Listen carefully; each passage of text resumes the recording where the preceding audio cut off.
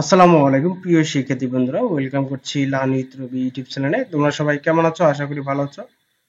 Learn with Rabi YouTube চ্যানেলের পক্ষ থেকে তোমাদেরকে অসংখ্য ধন্যবাদ জানাচ্ছি। সেন্টেন্স কারেকশন ক্লাস 3 এই ক্লাসটি আমি দিচ্ছি honours second year English suggestions, অর্থাৎ এবারে 2024 সালে তোমরা যারা অনার্স সেকেন্ড ইয়ার পরীক্ষা দিবা তোমাদের জন্য আজকের এই ক্লাসটি।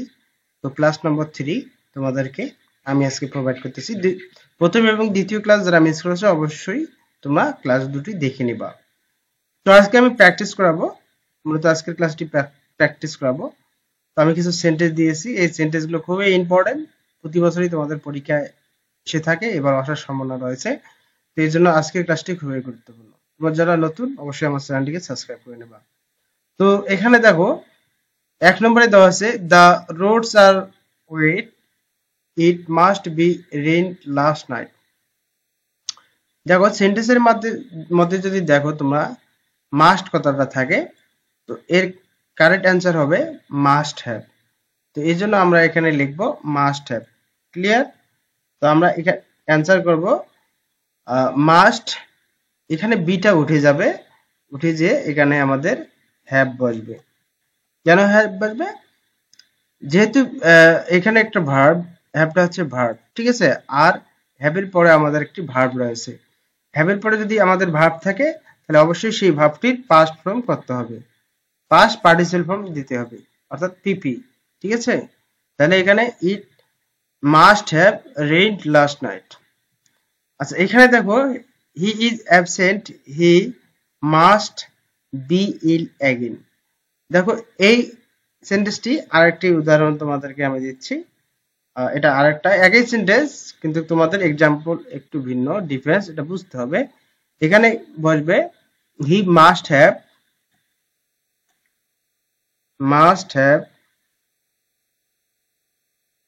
ঠিক আছে? এখানে বসবে আবার মাস্ট হ্যাভ, ঠিক আছে? এখানে কিন্তু বি উঠবে না, কেন? বির পরে আর কোনো ভার্ব নেই, ঠিক আছে? তো এখানে বসবে be, must have been ill again. এরপরে দেখো the principal and secretary were present. এখানে হচ্ছে কি, দেখো একজন এখানে ব্যক্তি রয়েছে, এখানে ব্যক্তিটা একজন, দ্য প্রিন্সিপাল। দ্য প্রিন্সিপালে হচ্ছে সেক্রেটারি, অর্থাৎ একজন ব্যক্তি দুটি পোস্ট, দুটি কাজ করতেছে, এরকম যদি বোঝায় এবং মাঝখানে যদি অ্যান থাকে তাহলে অবশ্যই এখানে তোমাদেরকে ভাব দেখতে হবে কি রয়েছে। এখানে ওয়ার রয়েছে, তো ওয়ারের কি সিঙ্গুলার ভার্ব আমাদেরকে বসাতে হবে। তো ওয়ারের সিঙ্গুলার হচ্ছে ওয়াজ, তো এখানে অ্যান্সার হবে ওয়াজ, ঠিক আছে? তো ওয়ারকে আমরা বাদ দিয়ে আমরা এখানে বসাবো ওয়াজ। তাহলে আমাদের অ্যান্সার হবে the principal and secretary was present. এখানে দেখো রহিম অ্যান্ড করিম ওয়াজ কামিং। এখানে আমরা তো দেখতেছি এই বাক্যটি সঠিক, ঠিক আছে? কিন্তু এই বাক্যটি আমাদের কারেকশন কি করতে হবে, ঠিক আছে? আমাদের চোখে কিন্তু মনে হবে যে এটি সঠিক রয়েছে, কিন্তু এই বাক্যটিতে ব্যাকরণ কিন্তু ভুল রয়েছে। সেটি কি? দেখো দুটি নাউন মাঝখানে অ্যান্ড রয়েছে, সেখানে তোমাদেরকে অবশ্যই প্লুরাল ভার্ব ব্যবহার করতে হবে, ঠিক আছে? রহিম অ্যান্ড করিম, তো এখানে ভার্ব রয়েছে ওয়াজ, সুতরাং আমাদেরকে বসাতে হবে, কি বসাতে হবে? এখানে বসাতে হবে ওয়াজের জায়গায় আমাদেরকে বসাতে হবে ওয়ার, কারণ ওয়াজ হচ্ছে সিঙ্গুলার, সুতরাং আমাদেরকে বসাতে হবে ওয়ার। ওয়ার কামিং, ওয়ার হচ্ছে প্লুরাল। এরপরে আছে my father has gone to Dhaka স্টারডে, ঠিক আছে? তো এখানে দেখো এই বাক্যটি আমরা যদি লক্ষ্য করি, my father has gone to Dhaka স্টারডে, এই বাক্যটা যদি এই পর্যন্ত থাকতো তাহলে কিন্তু বাক্যটা ঠিকই থাকতো। যেহেতু এখানে রয়েছে স্টারডে, অর্থাৎ গতকাল, সুতরাং গতকাল বলতে আমাদের পাস্ট টেন্স হয়, সুতরাং আমাদের ভার্বের পাস্ট ফর্ম বসাতে হবে। আর এখানে দেখো গান রয়েছে, সুতরাং আমাদের ভার্বের পাস্ট ফর্ম এখানে বসাতে হবে। আর এখানে ভার্বের পাস্ট ফর্ম কি? গানের পাস্ট ফর্ম হচ্ছে ওয়েন্ট, ঠিক আছে? WENT, went. এখানে অ্যান্সার হবে ওয়েন্ট টু ঢাকা, ঠিক আছে? এরপরে দেখো I saw the boy to play in the field, মানে সে দেখলো বা আমি দেখলাম যে একটি বালক খেলতেছে। তার মানে আমি দেখতেছি, ঠিক আছে, একটি বালক মাঠে খেলতেছে। দেখো, দুটি কাজ যদি একই সঙ্গে সম্পৃক্ত হয়, ঠিক আছে, তাহলে অবশ্যই ভার্বের পরে আইএনজি যুক্ত হয়। ঠিক আছে, দুটি কাজ একই সঙ্গে সম্পৃক্ত হচ্ছে, ঠিক আছে। আবার যদি কোনো উদ্দেশ্য হয় সেক্ষেত্রে আলাদা, কিন্তু একই সাথে কাজ দুটি সম্পূর্ণ হচ্ছে। আমি দেখতেছি, সে খেলতেছে, ঠিক আছে, একই সাথে সম্পূর্ণ হচ্ছে।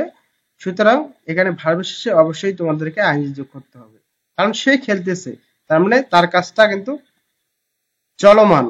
চলমান থাকলে অবশ্যই কন্টিনিউয়াস হয়, সুতরাং আমরা অবশ্যই আইএনজি যোগ করে দেবো এখানে।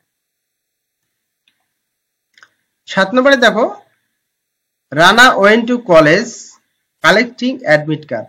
দেখো এখানে কিন্তু দুটি কাজ সম্পূর্ণ হচ্ছে একই সঙ্গে, কিন্তু এখানে উদ্দেশ্য রয়েছে। রানা কলেজ যাচ্ছে, কেন যাচ্ছে? অ্যাডমিট কার্ড সংগ্রহের জন্য, ঠিক আছে, অ্যাডমিট কার্ড কালেক্ট করার জন্য, ঠিক আছে। রানা কলেজ যাচ্ছে একটা উদ্দেশ্যের জন্য, সেক্ষেত্রে অবশ্যই কি করতে হবে, এরকম যদি বোঝায় অবশ্যই তোমাদেরকে এখানে বসাতে হবে to plus infinitive. To plus কি এখানে বসবে টু প্লাস ইনফিনিটিভ। তো এখানে আমরা যদি অ্যান্সারটি করি, দেখো এখানে হবে কালেক্ট, আমরা আগে টু বসাই, কলেজ টু কালেক্ট। এরপরে আসো, I read Gitanjali write by Rabindranath Thakur. দেখো আমি পড়তেছি গীতাঞ্জলি, এই আমি যে পড়তেছি তখন কি রবীন্দ্রনাথ গীতাঞ্জলি লিখতেছিল? না, রবীন্দ্রনাথ গীতাঞ্জলি লিখেছিল। যেহেতু এখানে ভার্বের প্রেজেন্ট ফর্ম রয়েছে, তা আমাদেরকে বুঝতে হবে যে সেন্টেন্সটিতে কি বলতেছে। আই রিড গীতাঞ্জলি, আমি গীতাঞ্জলি পড়তেছি বা আমি গীতাঞ্জলি পড়ি, রাইট বাই রবীন্দ্র, যখন কি রবীন্দ্রনাথ ঠাকুর লেখে। তা এই যে গীতাঞ্জলি কি আমি যখন পড়ি তখন গীতাঞ্জলি রবীন্দ্রনাথ ঠাকুর লেখে? বা তুমি যখন গীতাঞ্জলি পড়ো রবীন্দ্রনাথ ঠাকুর কি তখন লিখেছে? না, গীতাঞ্জলিটা অবশ্যই আগে লিখেছে, তারপরে আমি পড়তেছি বা তুমি পড়তেছো, ঠিক আছে। এখানে এর জন্য ভার্বের কি পিপি বসবে, তাহলে এখানে কি বসবে, ভার্বের পিপি বসবে। তাহলে অ্যান্সার এখানে হবে রাইটেন, ঠিক আছে। এরপরে সে 10 নম্বর দেখো, 10 নম্বরে বলতেছে I saw looking forward to get your reply. দেখো আমি রাইট ফর্ম ভার্বে তোমাদেরকে একটা রুলস পড়িয়েছিলাম যে বাক্যের মধ্যে যদি ফরওয়ার্ড টু দেখো, ঠিক আছে, তাহলে অবশ্যই এরপরে ভার্বের শেষে আইএনজি যোগ হয়। আবার আমি একটা তোমাদেরকে রুলস পড়িয়েছিলাম, টু এর আগে যদি আইএনজি যুক্ত ভার্ব থাকে তাহলে টু এর পরে কিন্তু আইএনজি যুক্ত ভার্ব বসে। তা টু এর পরে এখানে আইএনজি যুক্ত ভার্ব নেই, সুতরাং আমাদেরকে টু এর পরে আইএনজি যুক্ত ভার্ব বসাতে হবে। তো এখানে রয়েছে গেট, আমরা এর সাথে আইএনজি যোগ করে দেব, অ্যান্সার হবে গেটিং।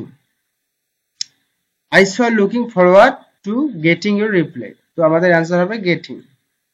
এরপরে দেখো, had I been a rich man I would help the poor. এখানে দেখো had I been a rich man I would help the poor. দেখো যখন আমার কাছে বা আমি যখন ধনী হতাম তখন আমি কি মানুষদের সহযোগিতা করতাম, গরিবদের সহযোগিতা করতাম। তাহলে আমি যখন ধনী হতাম তখন আমার কাছে কি হতো, সম্পদ থাকতো বা টাকা পয়সা থাকতো। তাহলে যখন আমার কাছে আছে, ধরো আমার কাছে একটি পেন আছে বা আমার কাছে এখন টাকা আছে, তাহলে ভার্ব কি বসবে? অবশ্যই তোমরা বুঝেছো, এখানে বসবে আই উড হ্যাভ বসবে, ঠিক আছে, I would have help the poor. তার মানে আমার কাছে কিছু থাকলেই আমি বুঝবো সেখানে ভার্ব হিসেবে হ্যাভ বসবে। তো আমরা এখানে বসালাম কি হ্যাভ, ঠিক আছে। এরপর দেখো, he run fast so that he can get the bus. দেখো কোনো বাক্যের মধ্যে যদি সো দ্যাট থাকে তাহলে অবশ্যই এরপরে সাবজেক্টের পরে অবশ্যই কুড কথাটা বসাতে হয়। তো আমরা এখানে CULD কুল্ড বসালাম, কুল্ড গেট দ্য বাস, আমাদের অ্যান্সার হয়ে গেল। ঠিক আছে, তো আমি মোটামুটি তোমাদেরকে 12টি সেন্টেন্স দিছি আজকের এই ক্লাসে। ইনশাল্লাহ এই ক্লাসটি খুবই গুরুত্বপূর্ণ, তোমরা অবশ্যই প্র্যাকটিস করে নেবা। আর যদি না বুঝো অবশ্যই ভিডিওটা রিপ্লে করে দেখবা, মানে পজ করে দেখবা। হ্যাঁ, প্রত্যেকটি কিন্তু এখানে আমি ইম্পর্টেন্ট দিয়েছি, আশা করি বোঝার কথা।